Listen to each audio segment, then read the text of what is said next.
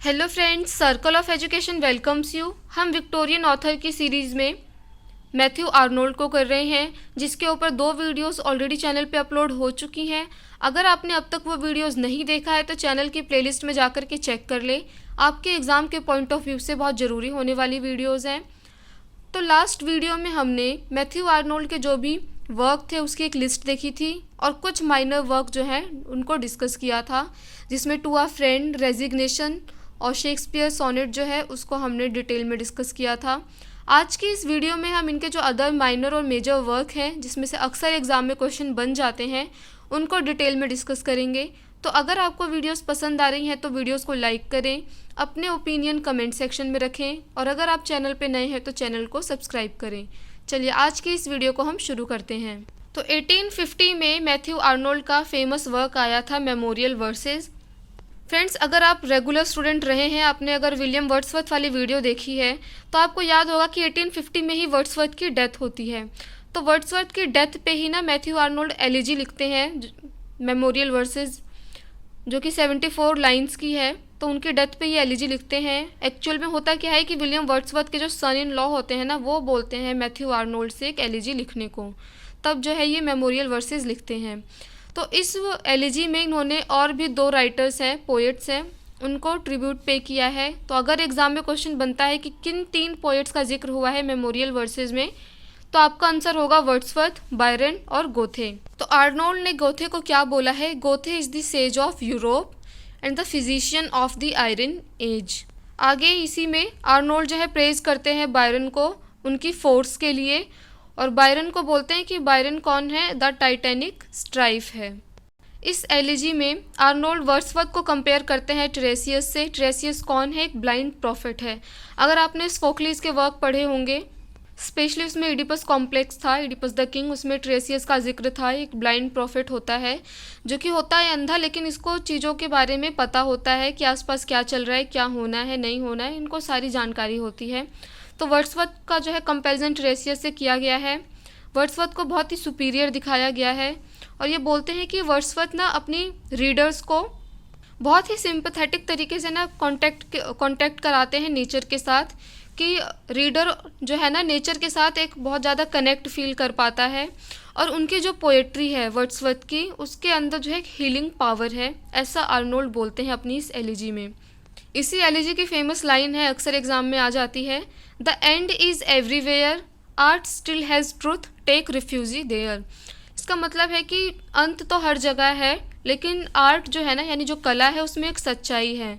तो आपको अगर शरण लेनी है कहीं पे रिफ्यूज़ लेना है, तो वो आप कहाँ पे लें? आर्ट के अंदर लें, कला के अंदर लें, कला की शरण में आ जाएं।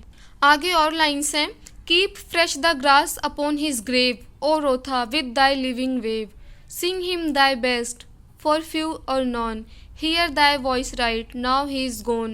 About Byron, Arnold said he taught us little. चलिए मूव करते हैं नेक्स्ट वर्क की तरफ, स्टेंजास फ्रॉम द ग्रैंड चार्ट्यूज। ये क्या था? इनको लिखा था 1852 में। मेलनकॉलिक पोयम है, यानी उदासीनता से भरी हुई पोयम है। और ये कब लिखते हैं? पोएट क्या करते हैं, हम अपने शादी के बाद हनीमून पे जाते हैं, वहाँ पे ये एक मोनेस्ट्री होती है, उसको विज़िट करते हैं और उस विज़िट के बाद इसको लिखते हैं। इसकी फेमस लाइन है, wandering between 2 worlds, one dead the other powerless to be born. Next work है इनका एम्पिडोकल्स ऑन एटना। 1852 में इनका ये वर्क आया था। ये क्या है? एक पोइटिक ड्रामा है और ये किस पे बेस्ड है? क्लासिकल थीम पे बेस्ड है। फ्रेंड्स, अगर आपने चार्ल्स लैम्ब वाली वीडियो देखी है तो आपको याद होगा कि चार्ल्स लैम्ब का हमने वर्क किया था ऑल फूल्स डे, जिसमें ये अप्रैल फूल के जिक्र करते हैं। तो उसमें एक फूल का जिक्र आता है जिसका नाम होता है एम्पिडोकल्स। तो ये वही एम्पिडोकल है। क्या करते हैं कि ज्वालामुखी में ही कूद पड़ते हैं, जिसके कारण इनकी डेथ हो जाती है। ये अनजाने में ही या फिर जानबूझ करके ही कूद जाते हैं, हाँ जानबूझ के कूदते हैं ये ज्वालामुखी में, और जिसके कारण इनकी डेथ हो जाती है। तो उसी का जिक्र यहाँ पे किया है कि एम्पिडोकल एक फिलोसोफर था जो कि कूद जाता है क्रेटर ऑफ एटना में और उनकी मृत्यु हो जाती है। चलिए मूव करते हैं नेक्स्ट इंपॉर्टेंट वर्क की तरफ, सौरभ एंड रुस्तम, जो कि 1853 में आया था। ये क्या है? आर्नोल्ड का नरेटिव पोयम है, ब्लैंक वर्स में लिखा गया है, होमरिक वेन में। इसमें क्या दिखाया गया है ना, सौरभ और रुस्तम क्या होता है? फादर एंड सन है, और सौरभ की ना इसमें डेथ हो जाती है, इसका पैथेटिक एंड दिखाया गया है। और उसके खुद के जो फादर होते हैं ना रुस्तम, उसके हाथों ही इसकी डेथ हो जाती है। अनलोइंगली होती है, हालांकि ये अनजाने में होती है। तो रुस्तम कौन है? लीडर है पर्शियन फोर्स का। और सौरभ कौन है? लीडर है टाटास का। तो सौरभ जो होता है यानी जो सन है, तो उसका जो फादर होता है ना रुस्तम, वो अनजाने में ही अपने खुद के बेटे का, जो एक बेटा होता है जो बहुत टाइम से वो मिले नहीं होते हैं, तो रुस्तम क्या करता है, अपने ही बेटे सौरभ को मार देता है। आर्नोल्ड का ये जो वर्क है ये पर्शियन एपिक शाहनामा पे बेस्ड है, जिसको लिखा था फिरदौसी ने। रुस्तम के एक घोड़े का जिक्र हुआ है यहाँ पे, जिसका नाम रुक्स है। अक्सर एग्जाम में क्वेश्चन बन जाता है, तो आपको याद रखना है। और रुस्तम को ही ना पर्शियन एक्लीज के नाम से भी जाना जाता है। अगर आपने ट्रोजन वॉर वगैरह पढ़ा होगा कभी अपने सिलेबस में, तो आप एक्लीज से बहुत ज़्यादा परिचित होंगे।